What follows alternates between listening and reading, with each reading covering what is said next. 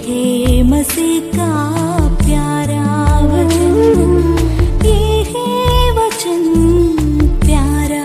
परमेश्वर के धन्य नाम की महिमा हो। प्रभात मनन के सत्र 2181 में आप सभी का बहुत ही विनम्रता के साथ स्वागत करता हूं। आइए आज को मनन के लिए एक और बार हम पढ़ते हैं इब्रानी अध्याय 13 पद 18 और 19। हमारे लिए प्रार्थना करते रहो क्योंकि हमें भरोसा है कि हमारा विवेक शुद्ध है और हम सब बातों में अच्छी चाल चलना चाहते हैं। प्रार्थना करने के लिए मैं तुम्हें और भी समझाता हूं कि मैं शीघ्र तुम्हारे पास फिर आ सकूं। हमारे कल के मनन में हम देखे थे कि हमें अपने अगुओं के लिए प्रार्थना करते रहना है ताकि उनको कलीसिया की चिंता हो और वे विश्वासियों के साथ एक गहरा आत्मिक संबंध बनाए रख सके। 18वीं पद में लेखक प्रार्थना के लिए एक खास विषय बताया है। वहाँ वो कहता है कि लेखक और उनके साथियों में ये भरोसा है कि सेवकाई के सिलसिले में उनका विवेक शुद्ध है और वे सब बातों में अच्छी चाल चलना चाहते हैं। और विश्वासियों से वह प्रार्थना की मांग कर रहा है कि वे ऐसा ही शुद्ध विवेक और अच्छी चाल चलन आगे भी जारी रख सके। सेवकाई के सिलसिले में शुद्ध विवेक किस प्रकार रखने के संबंध में लेखक कह रहा है। मनुष्य का विवेक अथवा कॉन्शियंस मनुष्य की बुद्धि क्षमता का वो हिस्सा है जो उसको मिली हुई जानकारी के अनुसार निम्न मनुष्य को सही और गलत का एहसास दिलाता है। प्रभु के दास लोग वचन का अध्ययन स्वयं करते हुए उसे कलीसिया को सिखाने वाले होना चाहिए। पहला कुरिन्थी 4:1, दूसरा तीमुथियुस 2:15, तीतुस 1:9। संक्षेप में कहूं तो हर एक सुसमाचार प्रचारक एवं प्राचीन वचन की बुनियादी शिक्षा पर जानकार होना चाहिए, अन्यथा वो अपनी कलीसिया में क्या सिखाएंगे। और इस प्रकार वचन सीख कर उसे कलीसिया में सिखाने वाले हर एक अगुवे इस मामले में अपने आप को सुनिश्चित रखे कि अपना विवेक उसे कभी भी दोषी नहीं ठहरता। हम अगुवे दूसरों के सामने अपने आप को एक आदर्श पुरुष के रूप में दिखाने के पूर्व अपने आप को ये यकीन दिलाना जरूरी है कि हमारा विवेक हमें दोषी नहीं ठहरता।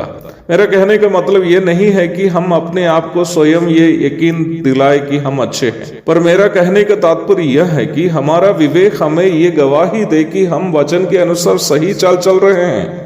उदाहरण स्वरूप कहूं, मान लीजिए कि मैं मेरी पत्नी से एक झूठ बोल दिया। मेरी पत्नी यदि मेरे द्वारा कही गई झूठ पर विश्वास किया हो तो मेरी सोच यही हो सकती है कि मैं अपने झूठ बोलने के काम में सफल हुआ, पर सच्चाई यह है कि मैं ये अवश्य जानता हूं कि मैंने अपनी पत्नी से झूठ बोला और इस प्रकार मैं उनको धोखा दिया। इसका मतलब झूठ बोलकर मेरी पत्नी को फंसाने में यद्यपि मैं सफल हुआ हूं, मैं जब जानता हूं कि मैंने उससे झूठ बोला और उसे फंसाया, मेरे ही विवेक के नजरों में मैं एक झूठा और बेईमान इंसान है। कई लोगों को इसी प्रकार बुराई करने के बावजूद भी अपनी बुराई इसलिए दिखाई नहीं देती है क्योंकि वे लोग अपने विवेक के अदालत में अपने आप को खड़े नहीं करते। परंतु हर एक परमेश्वर के दास को, चाहे वे सुसमाचार प्रचारक हो या फिर प्राचीन, उनको अपने विवेक के अदालत में नियमित रूप में उपस्थित होना जरूरी है ताकि वचन की सेवा करने के लिए स्वयं को हियाव मिले।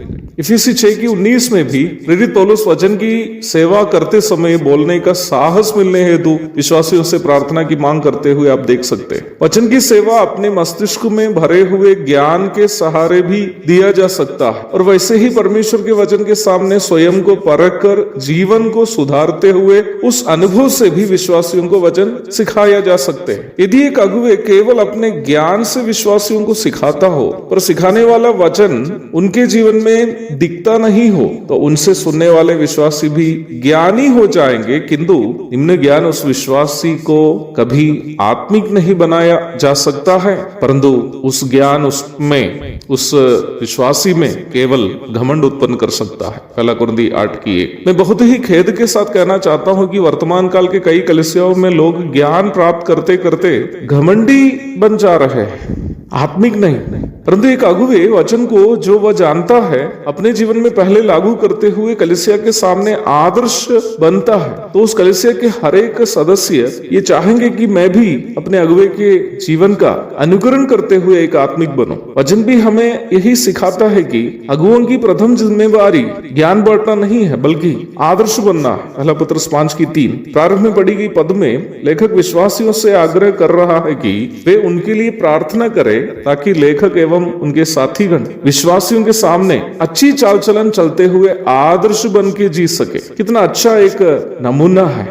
मेरे मात्र 24वां उम्र में मैं प्रभु के बुलाहट को स्वीकार करते हुए सेवा के लिए निकला था। उसके पूर्व आत्मिक बनकर जीने की कोशिश करता था, परंतु कभी कभी कमियां भी होती थी। पर जब से सेवा के लिए निकला, मेरी एक प्रार्थना प्रभु से जो मैं अक्सर करता हूँ, प्रभु इतनी बड़ी सेवा करने के मैं लायक नहीं था, पर आपने मुझे लायक समझकर मुझे भी आपका दास बनाया। अब आप मेरी मदद कीजिए कि मैं आपके दास के योग्य जीवन बिता सकूं। कभी मैंने इस प्रकार भी प्रभु से प्रार्थना की, प्रभु जब भी आपको लगता है कि मैं पाप करके आपकी निंदा करने वाला हूँ या आपकी सेवा मेरे कारण बदनाम होने वाली है, उस पाप में मैं फंसने के पूर्व आप मुझे इस संसार से ही अलग कर दीजिए। सुबह सुबह मेरी आवाज के माध्यम से परमेश्वर के वचन सुनने वाले आप तमाम प्रिय भाई बहनों से भी मैं यही विनती करना चाहता हूँ कि आप भी मेरे लिए नियमित रूप में प्रार्थना करते रहे कि मेरे जीवन में कभी भी ऐसी कुछ घटना ना हो जो मेरे द्वारा प्रचार किए जाने वाले वचन के बदनामी के कारण हो जाए। एक और शुभ दिन की धन्य कामनाओं के साथ आज का मनन में यहाँ समाप्त करता हूँ। प्रभु आप सबको आशीष दे। आमीन।